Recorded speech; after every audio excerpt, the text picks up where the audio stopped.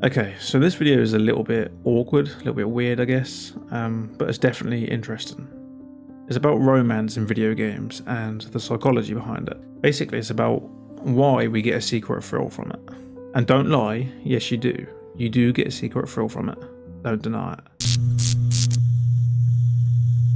Most of us at some point have flirted with someone in a game.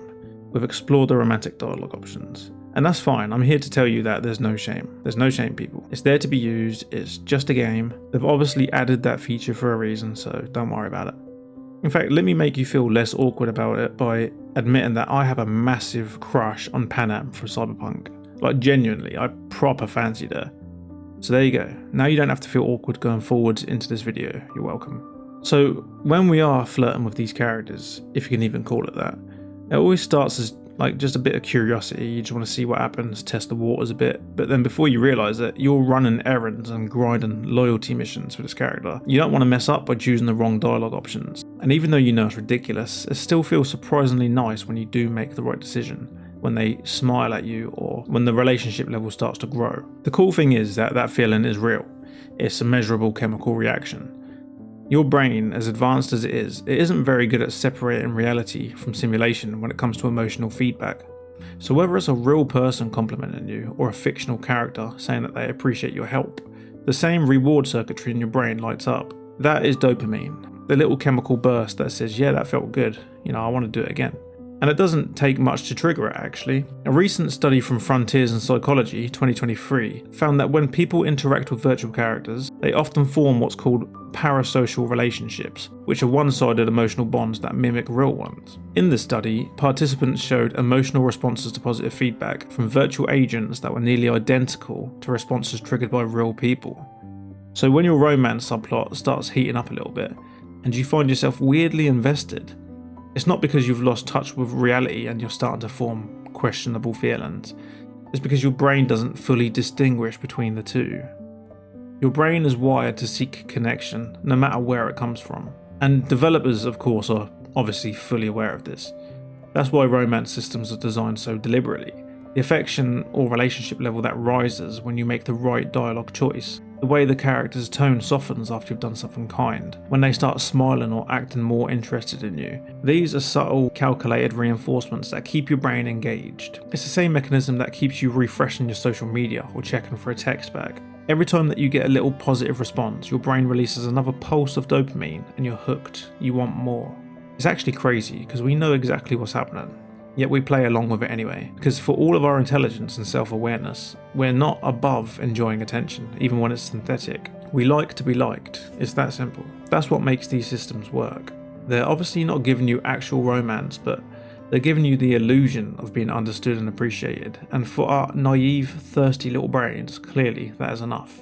Now, of course, we all pretend we're not bothered about the romance options, like we'll put it down to achievement hunting, or like trying to explore all the playthroughs or something like that. But deep down inside, we all know that that's not entirely true. There is something enjoyable about affection from a video game character. It gives us a sense of validation or flattery. These chemical reactions do happen. And the thing is, it's completely harmless. Nobody's replacing real relationships with fictional ones. Most of us just like the idea of being noticed, and these games can give us that illusion.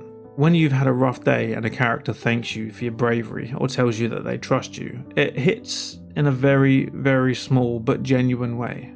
So yes, in-game romance is both ridiculous and clever, and it works because it taps into one of the most universal human needs, the need for connection. Some of you right now are probably shaking your head thinking, what the hell is this guy on about? But deep down you know exactly what I'm talking about. Yes, you, the person listening right now. Go ahead and tell me you've never explored the romance options because it's weird or unnecessary. Tell me it hasn't ever made you feel even a little bit excited or satisfied. That's the secret thrill of in-game romance. It's not about love or loneliness. It's not some weird fantasy or fetish, in most cases. It's about the small satisfying confirmation that we still enjoy being wanted, even in the most artificial form imaginable. If you're still watching this video, by now you've probably gone all in and fully accepted that, you belong here. This is going to be weird and we're here for it. Well, I am happy to have you here, my thirsty friend. Now, dialogue in games is very limited. I'm talking about the repeated lines, the never-ending loop until you say goodbye. It's not convincing, it's not natural, and it still somehow works. And in romantic dialogue, when you choose the perfect line and the character smiles, the music shifts, you can't help but feel like you're a bit of a natural, a bit of a smooth talker. Obviously that's not the case, most of us have the charisma of a toaster. But when you do pick the right option, your brain rewards you as if you've just pulled off a flawless moment of charm. In psychology, this is called the illusion of agency, and it's a huge reason that games are so compelling. A 2020 paper from the Journal of Cognitive Neuroscience explained that when people believe they're influencing an outcome, the brain's reward center lights up almost twice as much as when they know it's automated. The key word there is believe. We don't need real control, just the feeling of it. Romance systems in video games exploit that very effectively. They make affection feel earned. Each flirt line or small gift, each completed quest for the love interest, creates the sense of emotional progress. Although you're only playing along to a script and not really paving your own way or creating your own story, your brain still rewards you as if you are. Developers layer these romance systems with tiny subtle tricks that make them feel more real than what they actually are.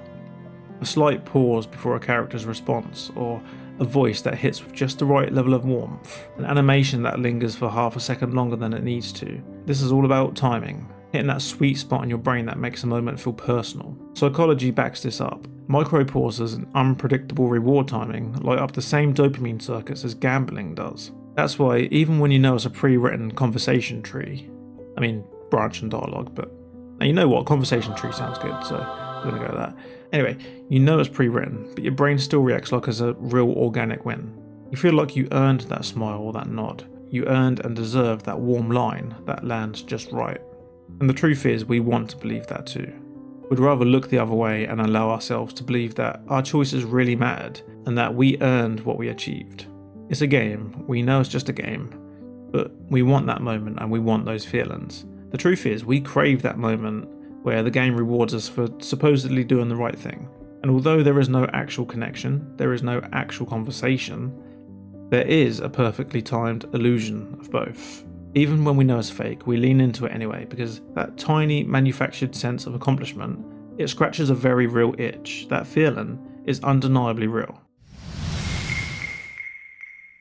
So, as you can tell by the title of part 3, this last part is probably going to be cringy as hell.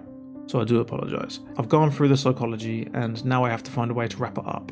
And I guess the best way is just to reassure you and tell you that you're not a weirdo for getting excited over a naughty cutscene in a video game. Listen, we are only human. That stuff does excite us. Whether it's a movie scene or a steamy novel or an RPG game doesn't matter. It has the same effect on us, regardless of where it comes from.